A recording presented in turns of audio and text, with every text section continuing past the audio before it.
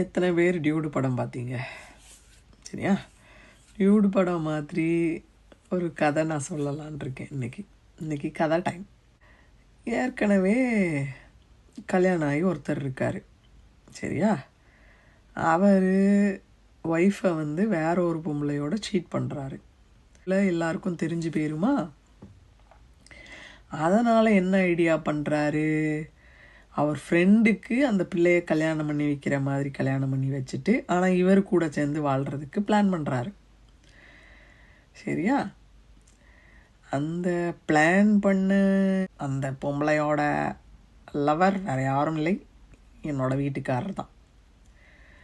2025 இப்படி நடக்குதே அப்படின்னு நினச்சிங்கன்னா, இது நடந்தது 2009.